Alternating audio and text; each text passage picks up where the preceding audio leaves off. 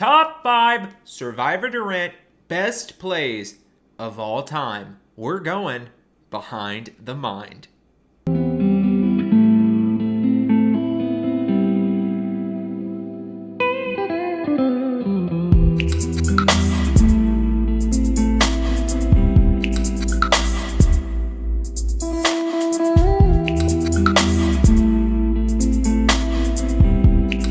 Number 5. Briar flips. In Season 2, Briar foreseen Dylan winning the game in the final 7, that the current path he was on led to an inevitable Dylan win. So, he had to flip on his current alliance to get out the biggest threat of winning the game. It ultimately backfired in Briar's face, but it changed the course of Season 2 forever, making Amanda the winner. There's definitely something to be said about players who can foresee who the winner's going to be, who is currently in control of the game, and actually do something about it. Number 4. Cole throws it. It was the first ever Survivor Durant game, and in the final 3 immunity challenge, the players had to hold on to a rope for as long as possible. At the end of the ropes was weights, really heavy, with one arm, slippery. The winner of the challenge is going to the end, guaranteed. And Cole, being in the final 3, knows that doesn't matter whoever wins this challenge, they both will take him to the end. So he purposefully throws the challenge, knowing that he doesn't need to win, because both of his opponents would take him. And that's exactly what happened, and Robbie loses to Cole by 2 votes. It's one thing to make final 2 deals with everybody that's still left in the game, and hope that they'll honor it and get to the end. But it's another thing to know that it doesn't matter who takes you to the end as long as you know that you can beat them. Cole knew very confidently that whether it was Robbie or Dylan in the end, he was going to win the game. And he knew that both of them were blinded by their integrity and that they would take him to the end. So it was a win-win for Cole. And if you're going to make a final 2 deal with somebody, make sure it's with someone that you think you can beat. Number 3. Jacus thinks ahead. In Season 3, Jacus was definitely one of the masterminds of the season, and he was primarily loyal to his allegiance. However, there came a time when Ryan consistently won immunity after immunity, and eventually, Jacus had to start turning on his alliance members because there was no other option. Jacus thought ahead and said, well, if Ryan keeps winning, she's going to make it to the end, and nobody else is talking to her, so I might as well make a deal. And that deal paid off. By him thinking ahead and making the deal with Ryan in the top 5, Ryan honored it by winning the last immunity challenge in the final 3, took Jacus to the end.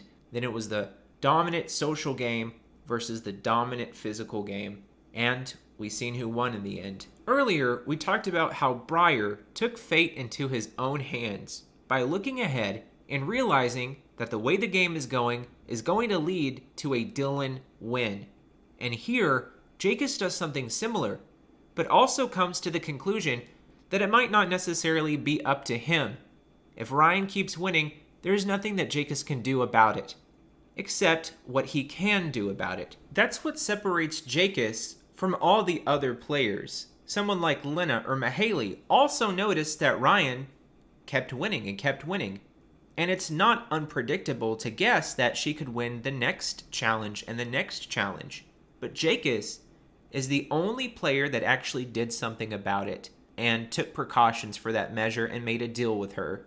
And that's what makes Jacus a better player than them and one of the best players that we've seen. So be proactive. Number 2.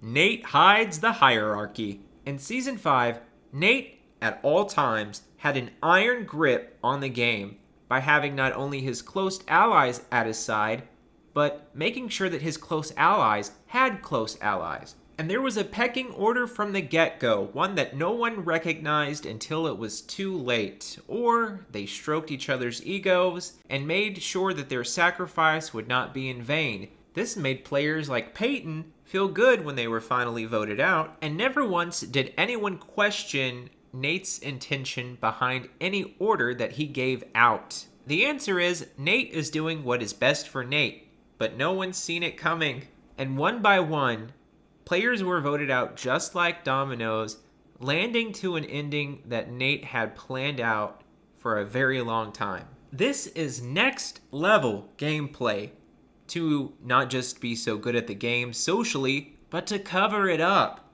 and to have people around you not question anything. So dangerous. Number 1. Peyton pulls an advantage. Or 2. In the most recent game of Survivor Durant, Season 6 Part 2, it was the final 6, and Abby had just used an advantage which made her leave Tribal Council without getting to cast a vote. Peyton knew that this was coming because Abby decided to tell him everything, and Peyton also was aware that Sam had an idol.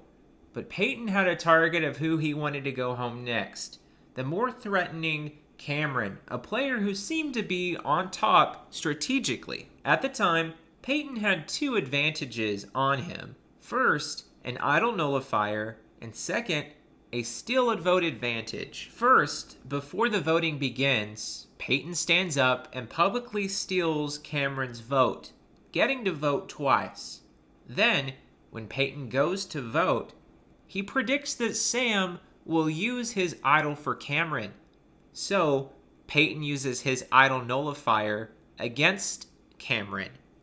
And after the voting was completed, Sam did use his hidden idol for Cameron, and then it was revealed that an idol nullifier had been played on Cameron, negating any idols that would be used for Cameron, sending Cameron home. An incredible play that took a lot of puzzle pieces to put together, having to know where everything was in the game, and how to use your advantages. But I think the biggest part of what made this so special is the fact that Peyton didn't tell anyone about his advantages, and no one else could play around them, letting Peyton do whatever he wanted. Sometimes the biggest moves are the ones that you make by surprise. That's why blindsides are so great. So, maybe you shouldn't tell people if you do find an advantage. Well, this has been the top 5 lessons, top 5 best plays in all of Survivor Durant. Catch you on the next Behind the Mind.